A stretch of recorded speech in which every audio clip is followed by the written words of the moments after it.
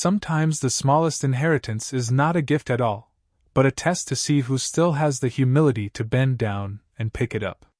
Ethan Brooks lost his job on a gray Vermont morning when snow came down in thin, tired lines over the roof of Mercer Farm Repair, turning the gravel yard pale and quiet before the sun had fully climbed over the hills. The shop smelled of oil, wet wool, old tires, and coffee burned too long on the break room warmer. Ethan had arrived before dawn like he always did, tall and broad-shouldered in his worn earth-brown canvas jacket, gray flannel shirt buttoned beneath it, faded jeans rubbed pale at the knees, and old military boots darkened by slush. His fair skin had been browned by years of sun and weather, his face square and rugged beneath rough stubble, his short dark brown hair cut close but uneven, with faint silver at the temples from too many nights spent listening to silence instead of sleeping. His eyes, blue-gray and steady, carried the look of a man who had once measured danger by pressure cracks, loose beams, and the sound of ground shifting underfoot. Before he became a man without a fixed address, before the cheap motel rooms and borrowed couches and winter nights in the cab of his old truck, Ethan had been an Army combat engineer. He had built temporary bridges, cleared damaged roads, read the language of walls, weight, and hidden spaces. He had learned that a structure usually warned you before it failed, if you were humble enough to listen. That morning, the warning was not in steel or timber. It was in a form he had been asked to sign. The tractor had a cracked steering assembly. Ethan had found it the day before and written it plainly. The owner of the shop, Dale Mercer, wanted the report changed before the machine went back to a dairy farm outside Montpelier. "It is just paperwork," Dale said, standing under the fluorescent lights with his clean jacket zipped to his throat. Ethan looked at the report, then through the open bay door where Duke lay beside the tool chest, watching the snow gather on the threshold. Duke was a 6-year-old German shepherd with a silver-gray and cream coat, darker along the back and ears, lighter across the chest and legs, his muzzle touched with an early white that made strangers think he was older than he was. His amber eyes were sharp, calm, and almost too knowing. He had once been trained to search through collapsed buildings, to find hollow spaces, old scent, trapped air, and the faint traces people left behind when hope was running thin. Ethan had saved him from a closing training kennel 2 years earlier, when the staff said Duke was too old to be useful and too independent to place easily. Since then, the dog had walked beside him like a promise that refused to be broken. Ethan slid the report back across the desk. "I will not sign something false," he said. Dale stared at him as if honesty were a mechanical problem he could fix with enough pressure. By 9 o'clock, Ethan was no longer an employee.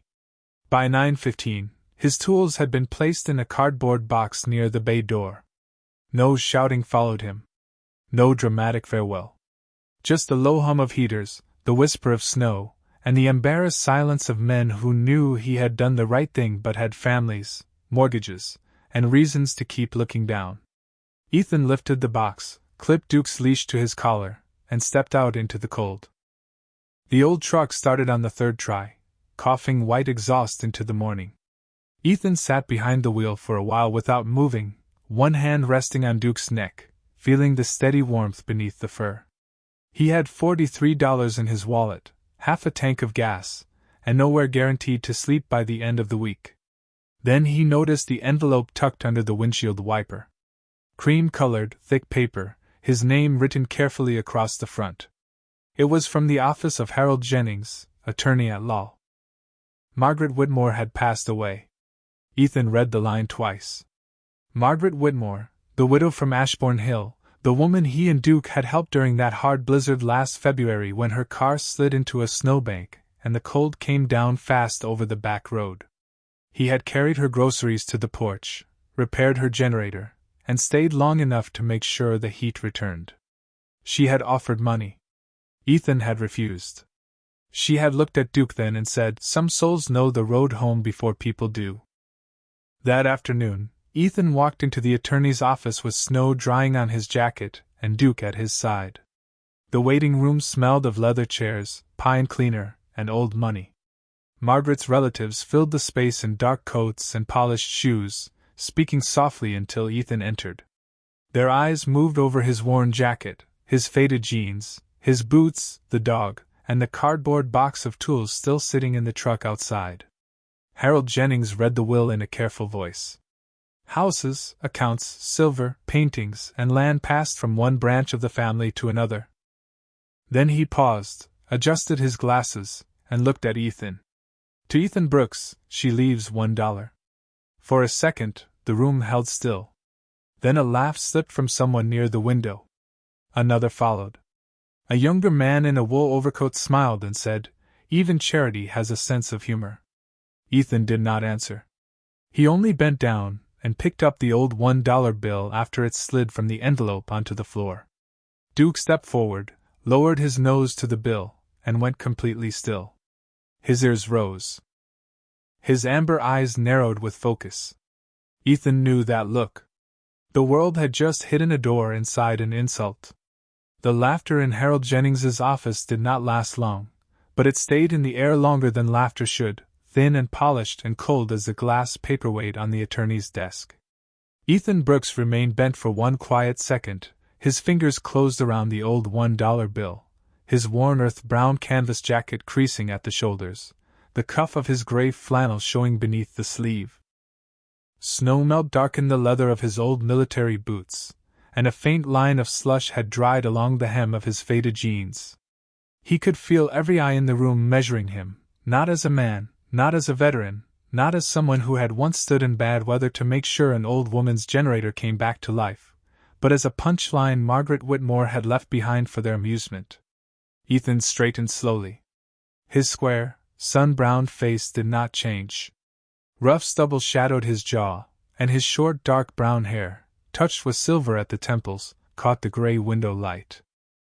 Only his blue-gray eyes moved, first to the bill, then to Duke. The German shepherd stood so still beside him that even the attorney noticed. Duke's silver-gray and cream coat gleamed softly under the office lamps, darker along the back and ears, lighter across the chest and legs, his amber eyes fixed on the money with a focus Ethan knew too well. It was the look Duke had worn in ruined buildings when the world above seemed ordinary but something important breathed beneath the floor. Harold Jennings cleared his throat, perhaps embarrassed, perhaps curious. "There is also a sealed envelope," he said, sliding a smaller packet across the desk. Mrs. Whitmore instructed that it be given only after the $1 was accepted. One of the relatives near the window gave a quiet scoff. Ethan took the envelope without answering. It was cream-colored like the first, but older, softer at the edges, sealed with dark green wax pressed into the shape of an oak leaf. Duke leaned forward and sniffed once. His ears lifted another inch. Ethan noticed a faint smell rising from the paper, not perfume, not mold exactly, but old wood, candle wax, and something like dried leaves kept between book pages. He tucked the bill and the envelope into the inside pocket of his jacket. Harold's eyes rested on him with something gentler than legal duty. Mrs. Whitmore was very specific, he said. She wanted no argument over that item. That made the relatives laugh again, but quieter this time. Ethan gave the attorney a short nod and turned toward the door. He did not defend himself. He did not defend Margaret. He did not tell them that she had been frightened the night of the blizzard, that Duke had found her car by scent through blowing snow, that her hands had trembled around a mug of tea after the generator started, that she had spoken to the dog as if he understood grief better than most people. Some things lost value when spoken before the wrong audience. Outside, the cold met him like a clean cloth against the face. Ethan opened the passenger door of his old truck, let Duke climb in, then sat behind the wheel with the envelope in his lap.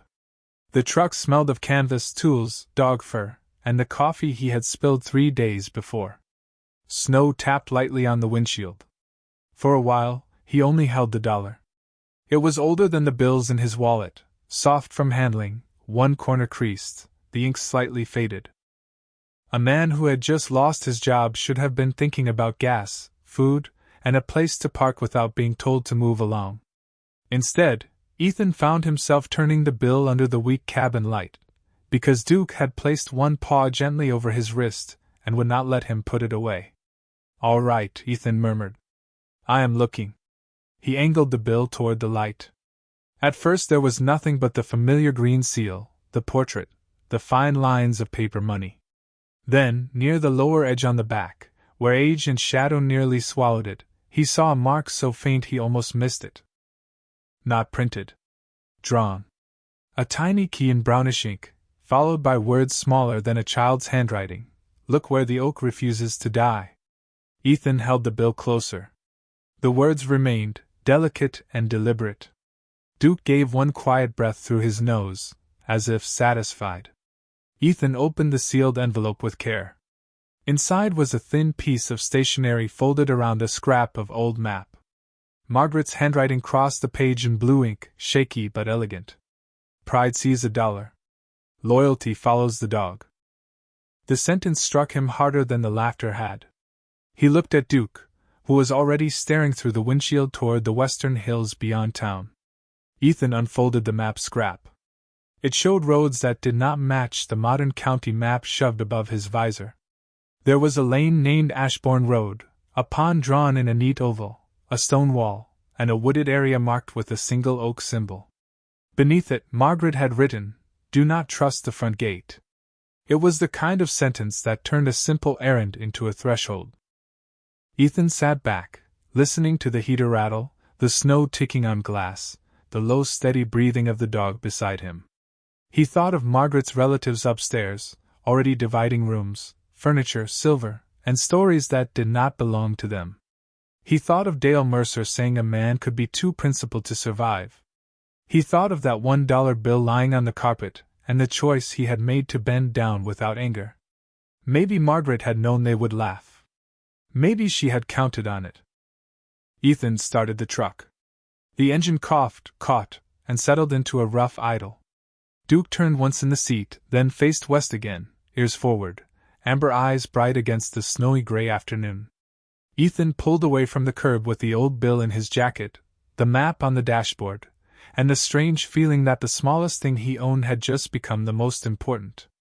The western hills beyond town rose in slow white folds, their dark pines holding snow along every branch like quiet thoughts that had not yet fallen. Ethan Brooks drove with both hands on the wheel, the old truck rattling over patched pavement, while the scrap of Margaret Whitmore's map lay open on the dashboard. The heater blew more sound than warmth, and every few minutes the wipers dragged a thin veil of snow across the windshield. Duke sat upright in the passenger seat, silver gray and cream coat bright against the cracked vinyl, darker ears pointed forward, amber eyes fixed on the road as if he had already memorized a destination Ethan had only begun to suspect. They passed the edge of town, then a closed feed store, then a white church with a bell tower blurred by snowfall. Modern road signs pointed toward county routes and ski cabins, but none mentioned Ashbourne Road. Ethan slowed where the old map showed a turn, finding only a narrow break between two stone walls nearly hidden by sumac and young birch. A rusted chain hung across it, sagging under a powder of snow. Beyond the chain, the lane vanished into the woods. Ethan parked near the shoulder and sat in silence, listening to the engine tick. For a moment, doubt moved through him with the cold. He had just lost his job. He had $43, a box of tools, and a dog whose instincts he trusted more than most people, but instincts did not pay for gas or keep a man warm at night. A sensible man might have sold the old dollar as a curiosity, thanked Margaret in his heart, and driven until the fuel gauge told him where to stop. But Duke lowered his nose to the map, then looked up at him with that steady, solemn certainty that had pulled men from places everyone else had given up on. Ethan turned off the truck. "All right, boy," he said softly. "We follow." He stepped into the snow, his old military boots sinking into the shallow white along the roadside, his worn earth-brown canvas jacket pulled tight against the wind, gray flannel collar brushing his jaw. His square, sun-browned face tightened as the cold found the rough stubble on his cheeks, and silver at his temples caught the flat afternoon light. He lifted the chain carefully instead of breaking it and slipped beneath, because some thresholds deserved respect even when they looked abandoned. Duke passed under beside him, quiet and alert, his paws making soft prints in the untouched lane. The woods closed behind them within 50 yards. Snow softened every sound except the creak of branches and the distant tapping of a loose limb against stone. Ethan followed the map by the bend of the wall, the slope of the land, and the old habits of a man who had once read terrain because lives depended on it. Ashbourne Wood did not feel wild. It felt hidden. The trees grew close, but too evenly in places, as if an old estate road had been swallowed branch by branch. Here and there, Ethan saw signs of design beneath neglect: a broken drainage channel, a moss-covered curb, the iron stump of a lamp post, a stone marker tilted under roots.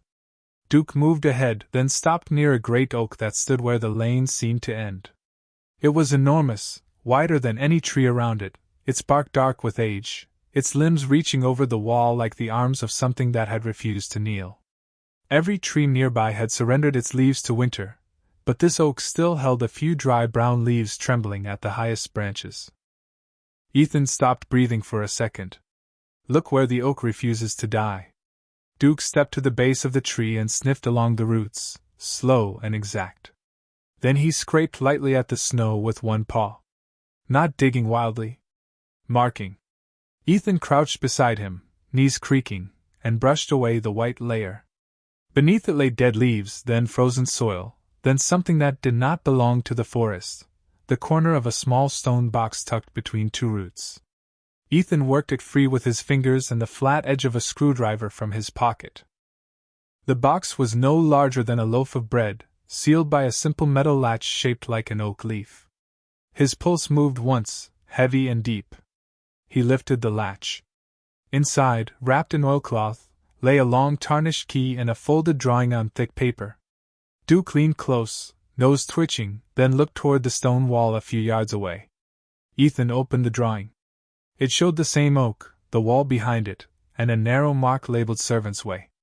Beneath that, in Margaret's careful handwriting, were 4 words, not the front gate. Ethan stood slowly and moved to the wall. Snow had gathered in its cracks, but Duke went straight to one stone near the base, darker than the others, engraved faintly with the same oak leaf pressed into the wax seal. Ethan cleared eyes from the seam and found a keyhole so narrow it might have been a flaw in the stone. The tarnished key slid in with a reluctant whisper. He turned it gently. For a moment, nothing happened. Then something inside the wall released with a soft, tired click. A section of stone shifted inward less than an inch, exhaling air that smelled of old leaves, cold iron, and years undisturbed. Ethan set his shoulder against it and pushed. The hidden door opened onto a narrow path paved with flat stones, winding down through the pines into a valley that should not have existed from the road. Along the path stood old gas lamps covered in moss, each one bent slightly beneath snow, like sentries who had waited too long but had not abandoned their post. Duke stepped through first, then paused and looked back. Ethan folded the drawing, placed the key in his pocket, and followed. Behind him, the wall eased half shut, leaving only a slim line of winter light. Ahead, the path curved downward into deeper quiet. Ethan had come searching for the meaning of $1. The woods were beginning to answer in stone, root, and silence. The hidden path descended through Ashbourne Wood in a long, careful curve, as if whoever built it had not wanted to disturb the hills any more than necessary. Snow lay over the flat stones in a thin white skin, broken only by Duke's paw prints and the deeper marks of Ethan Brooks's old military boots. The trees pressed close on both sides, tall pines and winter bare maples bending under soft weight, their branches knitted overhead until the afternoon light became blue and private. Ethan moved slowly, one hand brushing the cold stone wall where it followed the path, his worn earth-brown canvas jacket scraping against frost-tipped branches, his gray flannel collar turned up against the wind. His square, sun-browned face remained calm, but his blue-gray eyes kept measuring every detail: the drainage grooves cut neatly beside the walkway, the rusted gas lamps spaced every 20 feet, the iron covers hidden beneath moss, the deliberate slope that carried meltwater away from the path. Whoever had hidden this place had not abandoned it carelessly. They had protected it. Duke walked ahead with the steady focus of a working dog returned to purpose, his silver-gray and cream coat bright against the snow, darker ears lifted, amber eyes searching the air. At one bend he paused beside a fallen lamp post, sniffed the base, then moved on without concern. At another, he stopped near a stone bench nearly swallowed by ivy, where an old bronze plaque showed the same oak leaf symbol. Ethan wiped snow from it with his glove. Ashbourne Way, 1898. The date sat there quietly, older than any road sign left standing in town. Ethan thought of the relatives in Harold Jennings's office, the laughter, the polished shoes, the easy certainty that a man in worn boots could not belong in a story like this. He wondered how many of them had ever stepped beyond the front gate, how many had known there was a valley behind the woods, how many had listened when Margaret spoke of old places and faithful dogs. The path narrowed, passed between two stone pillars covered in lichen, and then the trees opened. Ethan stopped. Below him, tucked into a white valley hidden from the road and cradled by pine-covered hills, stood a mansion of gray stone and dark glass, 3 stories high, solemn and beautiful in a way that made the cold seem gentler around it. Its steep roof was patched with green moss beneath the snow. Tall windows lined the front like watchful eyes. Iron balconies curled from the second floor, delicate despite the years. A glass conservatory leaned from the east wing, half clouded, half cracked, with dry grapevines still twisting inside like handwriting left unfinished. The place did not look dead. It looked waiting. Ethan let out a breath he had not meant to hold. Duke stood at the top of the slope beside him, tail low, ears forward, not excited, not afraid, simply certain. The dog had followed a dollar bill, a faded map, a dying oak, a hidden door, and now there it was, not a rumor, not a joke, not a cruel trick from a rich family, but a house large enough to shelter 100 winters. Ethan descended the final stretch with care. The front drive was invisible beneath snow, but he could sense its shape by the line of old hedges and the stone edging beneath the drifts. At the foot of the steps sat a fountain frozen solid, its center statue wrapped in ice, one hand lifted as if blessing the silence. Duke climbed the steps first and stopped before the front door, a dark oak slab carved with the same leaf symbol. On the threshold lay a weathered mat, stiff with cold, embroidered so faintly Ethan nearly missed the words, "Welcome home, if you came humbly." He stood there a long moment, because the sentence found something bruised inside him. Men without homes learn not to trust welcome. They learn that porches can be temporary, kindness can have closing hours, and warm rooms often come with conditions written too small to read at first. Duke lowered his nose to the mat, then placed one paw on it and looked back. Ethan took the long tarnished key from his pocket. It fit the lock with a depth and smoothness that told him it had been waiting for the correct hand, not merely the correct metal. He turned it. The latch released with a low click that seemed to travel through the door, the walls, and the old bones of the house. When Ethan pushed the door open, cold interior air flowed outward, carrying the scent of old wood, paper, candle wax, linen covers, and the faint dry sweetness of cedar chests. The entry hall beyond was dim but not ruined. White sheets covered furniture along the walls. A wide staircase rose ahead, its banister polished by generations of hands. Dust floated in the beam of Ethan's flashlight like tiny snowflakes that had forgotten how to fall. Duke stepped inside first, nails clicking softly on marble. He did not wander. He turned right, toward a corridor lined with portraits. Ethan followed, closing the door gently behind him, because a place like this did not deserve to be entered carelessly. The portraits watched from the walls, stern men, quiet women, children in stiff collars, Margaret as a young woman with dark hair and eyes that already seemed to know more than the painter did. Duke stopped beneath her portrait and sat. Ethan raised the flashlight. Beneath the frame, on a narrow table, lay a fresh envelope, untouched by dust, his name written across it in Margaret's trembling hand. The house had not merely been hidden. It had been prepared. Ethan Brooks stood beneath Margaret Whitmore's portrait with Duke seated beside him, and the whole mansion seemed to hold its breath while he stared at the envelope bearing his name. The paper was clean, cream-colored, and untouched by the dust that softened every other surface in the corridor. That alone made it feel impossible. The long entry hall behind him lay dim in the winter afternoon, white sheets draped over furniture like sleeping shapes, tall windows veiled with frost, the marble floor reflecting the weak beam of his flashlight. Outside, snow tapped gently against the glass, but inside the hidden house, time seemed to move by older rules. Ethan removed his glove before picking up the envelope. His fingers were rough, cold, and stained faintly with grease from the repair shop he no longer belonged to. His worn earth-brown canvas jacket hung heavy on his broad shoulders, his gray flannel shirt was still damp at the collar, and his faded jeans carried salt marks from the road. His square, sun-browned face stayed steady, but his blue-gray eyes shifted once toward Duke. The German shepherd looked back with quiet certainty, silver-gray and cream coat glowing softly in the flashlight's spill, dark ears lifted, amber eyes calm and watchful. Ethan had learned to trust that look. It meant the answer was close, but not simple. He opened the envelope carefully. Inside was a folded letter and a photograph. The photograph showed a snowy roadside beneath bent pines.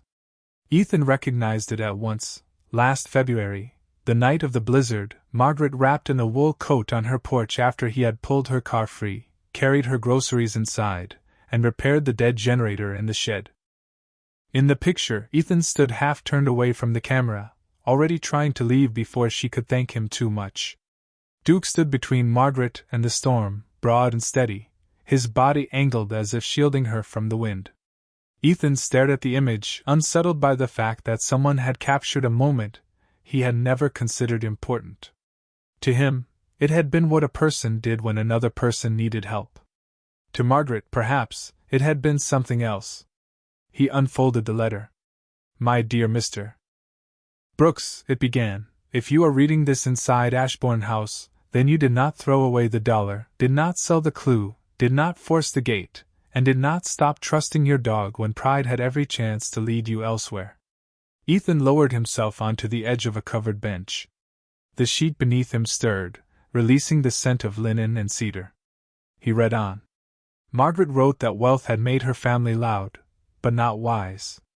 For years they had circled Ashbourne like crows around a field, hoping she would leave them the last part of the estate they could turn into money.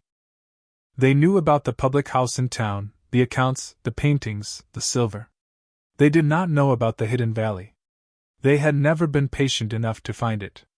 They had never listened when she spoke of the old oak, the servant path, or the house her grandfather had built for returning soldiers after the First World War. Ethan paused there and looked around the corridor. The portraits suddenly felt less like decoration and more like witnesses. Duke rose and walked to the foot of the staircase, sniffed the bottom step, then returned to the table beneath Margaret's portrait.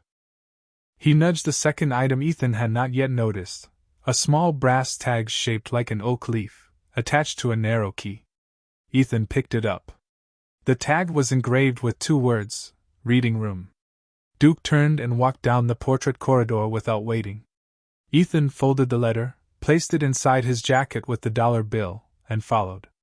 The corridor opened into a library so beautiful and still that Ethan stopped at the threshold. Floor-to-ceiling shelves lined three walls, dark oak, glass-fronted, filled with books whose spines had faded to wine, forest green, and brown. A stone fireplace stood cold on the far side.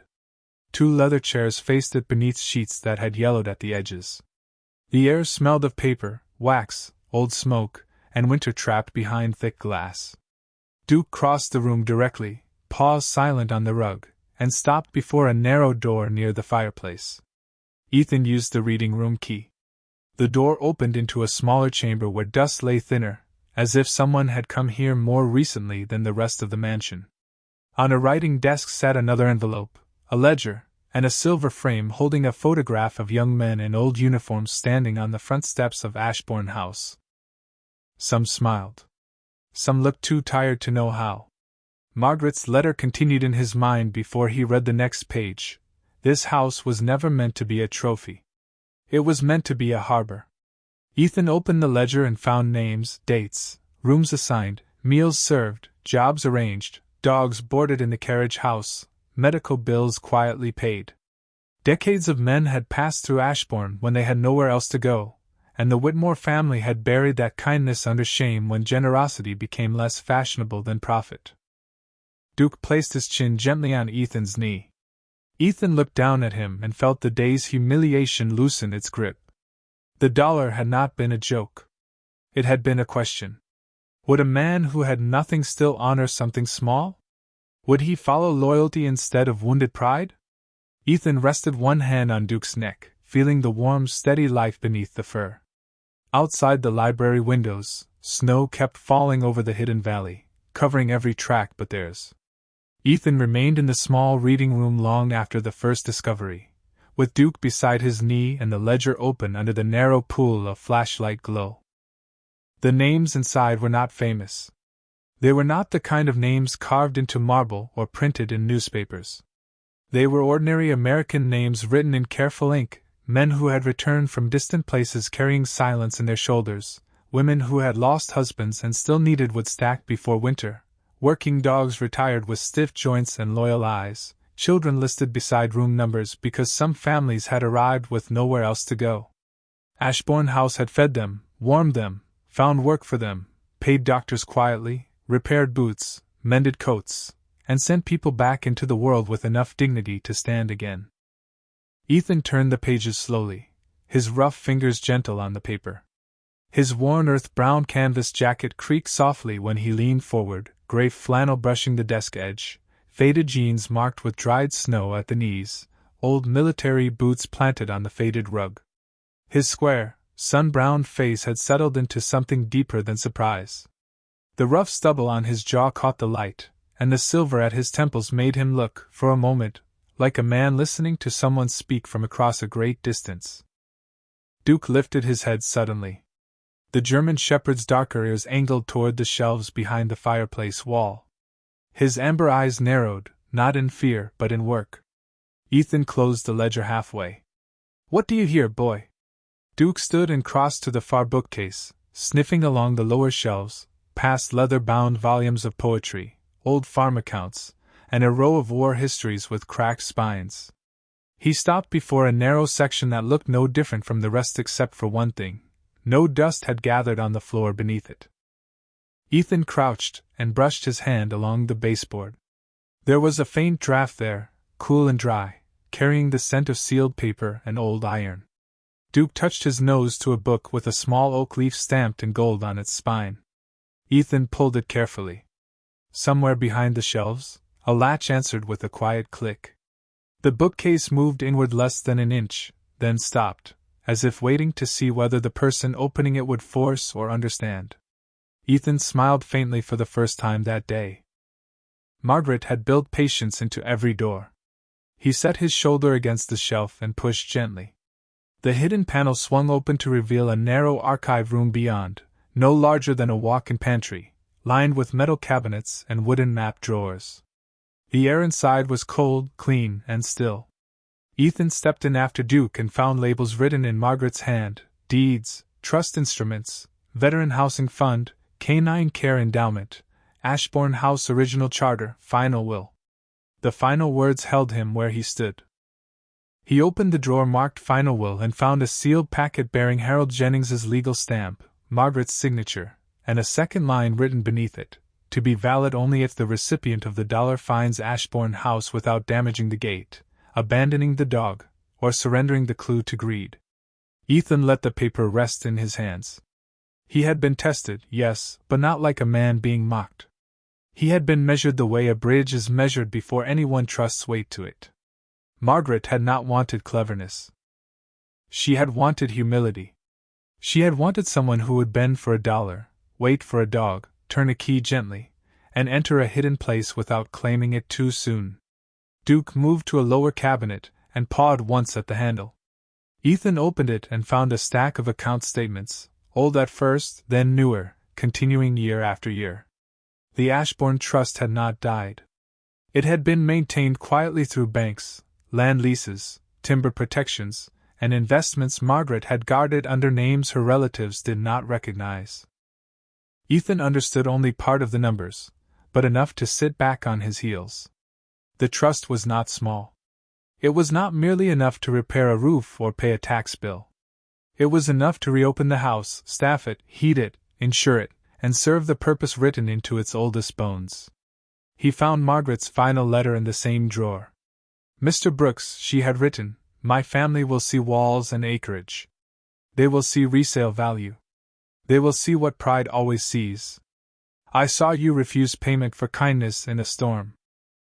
I saw your dog stand between an old woman and the cold as if he had been sent for that hour.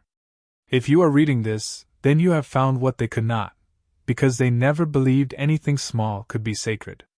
Ethan lowered the page and closed his eyes. For years, he had measured his life by losses. The home he no longer had, the work that disappeared, the friends who drifted away, the mornings when a man woke in a truck and had to remember why he was still trying. Now, in a hidden room beneath a mansion nobody was supposed to find, Margaret Whitmore had placed a different measure in front of him. Not what he had lost, but what he had refused to become.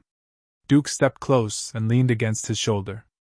Ethan rested his forehead briefly against the dog's neck, breathing in the familiar scent of fur, snow, and loyalty.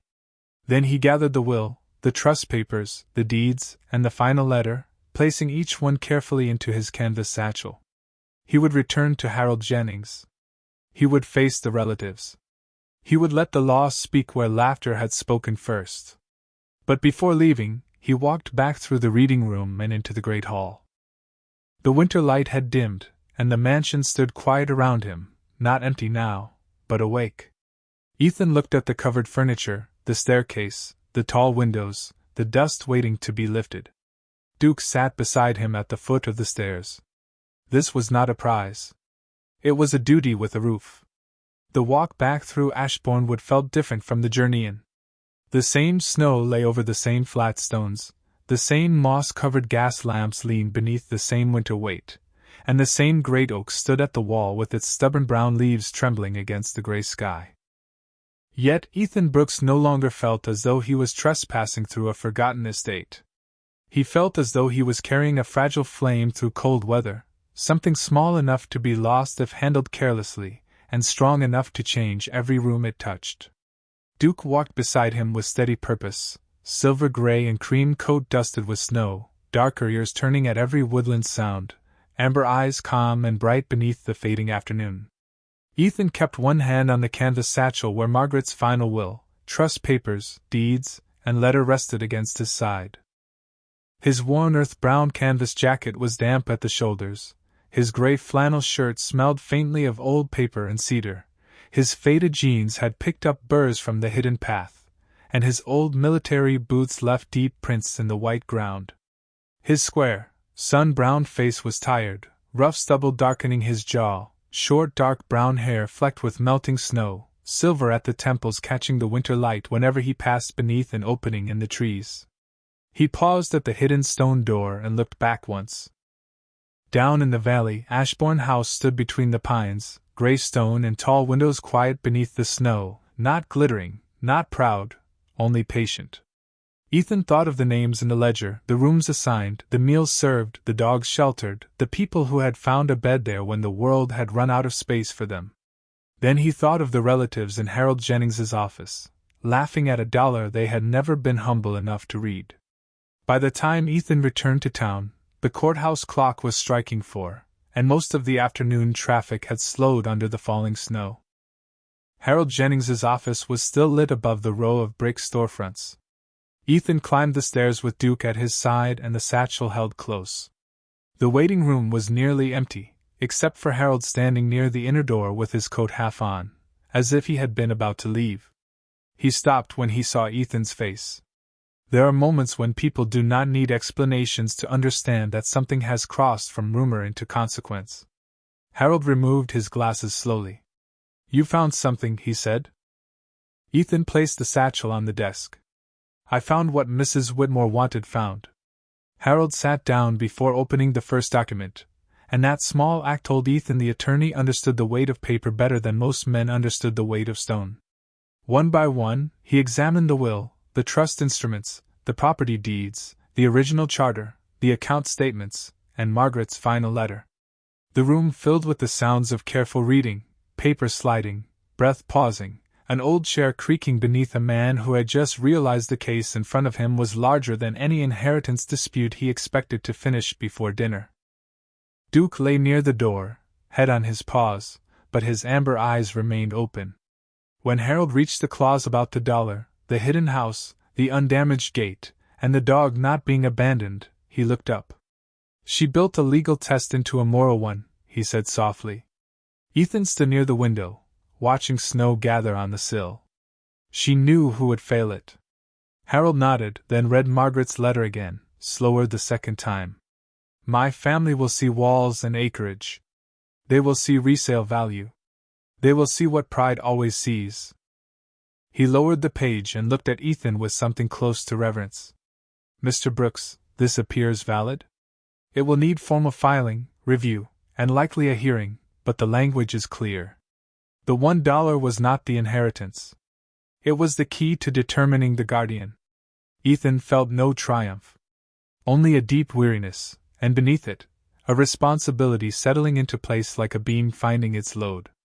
Harold made 2 phone calls. By 5 o'clock, Margaret's relatives had returned, drawn by the attorney's careful but urgent message. They entered in wool coats and polished shoes, carrying the impatience of people who had believed the story was already finished.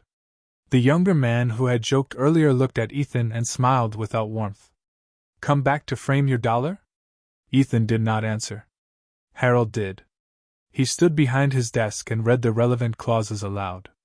As the words filled the room, the smiles changed first into confusion, then anger held behind tight mouths, then silence. Ashbourne House, the Hidden Valley, the Whitmore Trust, the Veteran Housing Purpose, the Canine Care Endowment, and the Guardianship Clause all came into the light line by line. No one laughed when Harold read Margaret's sentence about pride seeing $1. Duke rose then and walked to Ethan's side, not because he was called, but because he knew when a man needed loyalty close enough to feel. Harold finished and placed the papers down. "The estate will be protected until the court confirms the trust. Mr. Brooks is the named provisional guardian." For the first time all day, every eye in the room looked at Ethan not as a joke, but as an obstacle they could not easily move. Ethan rested his hand on Duke's neck.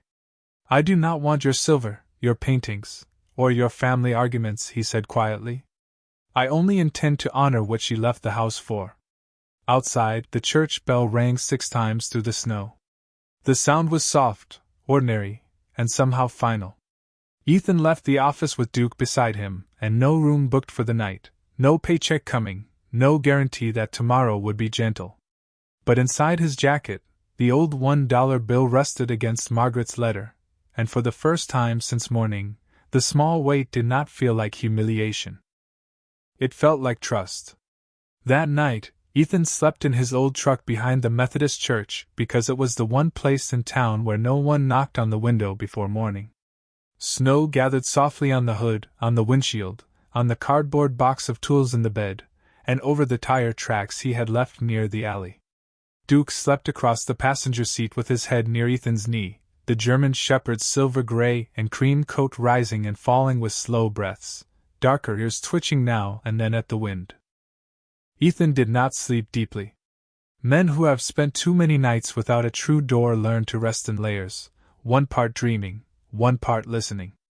The old $1 bill remained inside his jacket pocket, folded beside Margaret's letter, and every time he shifted, he felt its small square pressure against his chest. Before dawn, Harold Jennings tapped gently on the window, holding 2 paper cups of coffee and a folder under his arm. Ethan woke without a start, only opened his blue-gray eyes and looked toward the sound. His square, sun-browned face was rough with stubble, his short dark brown hair flattened on one side from the collar of his worn earth-brown canvas jacket. Harold stood outside in a wool coat, breath fogging in the cold. "I thought you might be here," the attorney said when Ethan lowered the window. Margaret kept a pew in the 3rd row for 50 years. Ethan accepted the coffee with both hands, grateful for the warmth before the taste. By 8 o'clock, they were at the county clerk's office. By 10, the emergency preservation filing was stamped. By noon, Judge Ellen Rollins had ordered a temporary hold on all Whitmore asset transfers until the hidden trust and guardianship language could be reviewed. The speed surprised Ethan, but Harold explained that old Vermont towns moved slowly until land, water rights, tax records, and a legally witnessed charitable trust all appeared in the same folder. Then even slow men found their shoes. For the next 3 weeks, Ashbourne House became less a secret and more a question the town had to answer. Surveyors walked the hidden path with orange flags and respectful voices. A structural engineer inspected the roof, the staircase, and the old conservatory. A retired banker from Burlington confirmed that the Ashbourne Trust had survived through mergers, name changes, and quiet reinvestments Margaret had protected with remarkable precision. The numbers made Harold remove his glasses and sit down. The house could be repaired. The grounds could be maintained. Staff could be hired. Beds could be made. Dogs could be cared for. And still the trust would last, if handled with discipline instead of greed. Margaret's relatives filed objections, of course, but paper pride sounded smaller each time another document surfaced from the archive room. The original charter was clear. The estate had been founded as a private refuge for returning service members, working dogs, and families in transition. Margaret had not invented a sentimental ending. She had restored the first promise.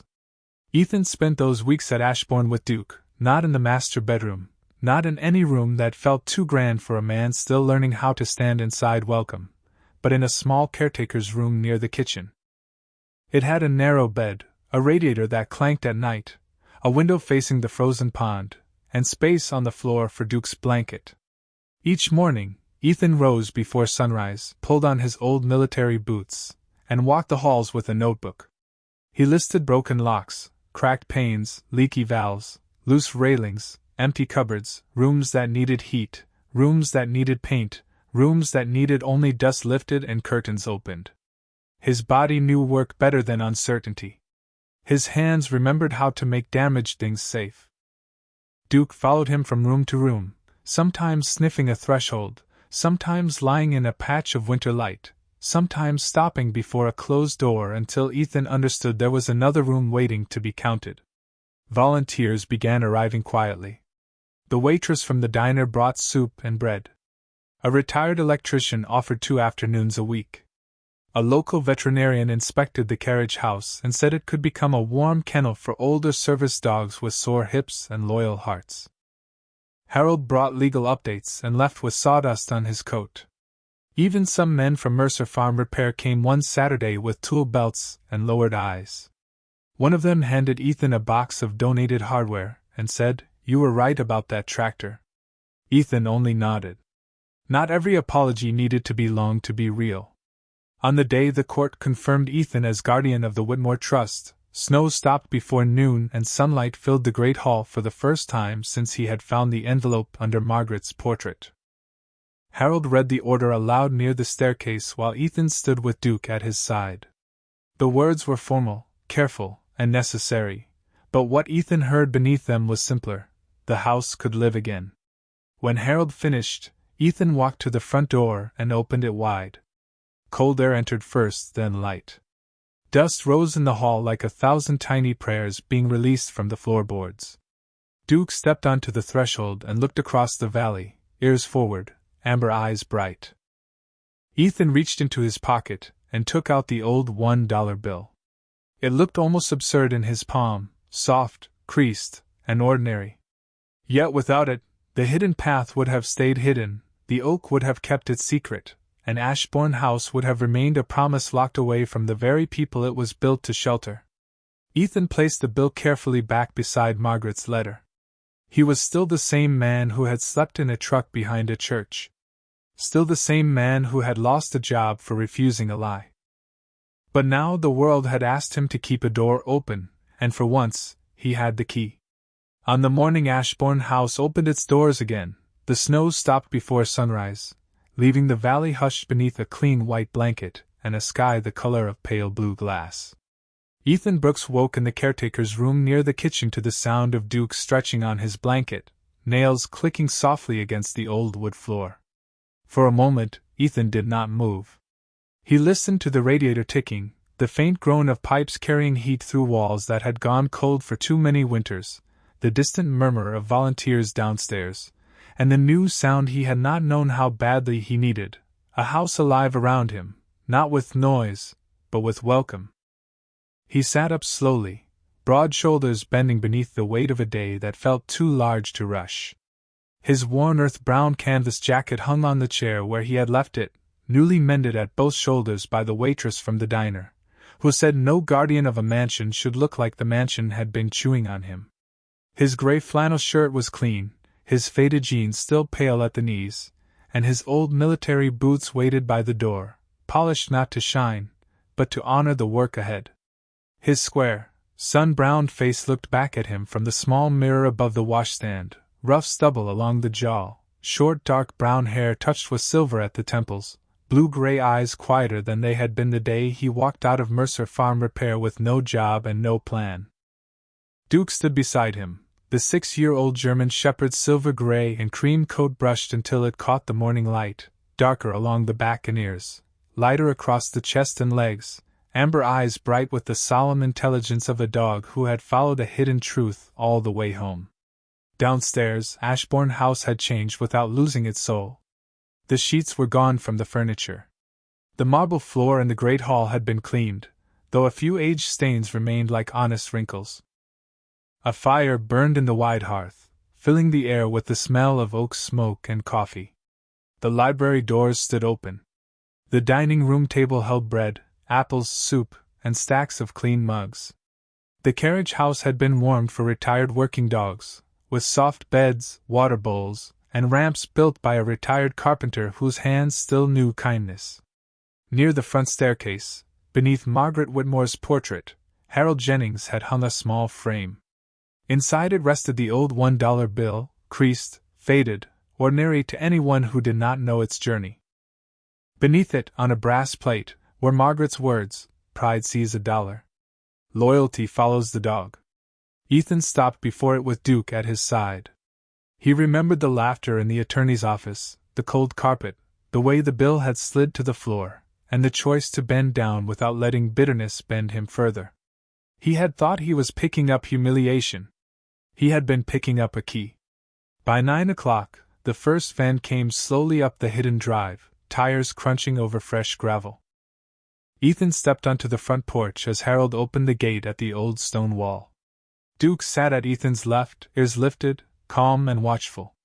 A younger veteran climbed out first, holding a duffel close to his chest and blinking at the mansion as if afraid it might vanish if he looked too long. Beside him came an older service dog with a graying muzzle and careful steps. Then came a mother with 2 children, sent by the county after a winter fire left them between places. Then a retired mechanic with a toolbox, not looking for shelter but asking where he could be useful. One by one, people crossed the threshold. No one was rushed.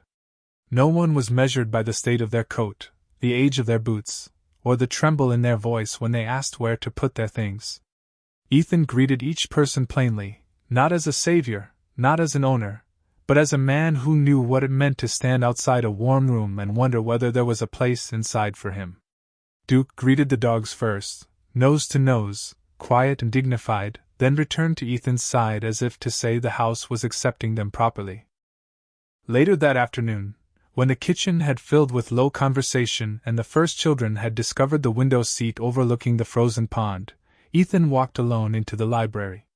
Sunlight slanted through the tall glass, touching the shelves, the reading chairs, the desk where Margaret's letter had waited. He took the letter from his jacket and read the last line again. "If this house finds one good man willing to keep it open, then I have not left behind stone. I have left behind mercy."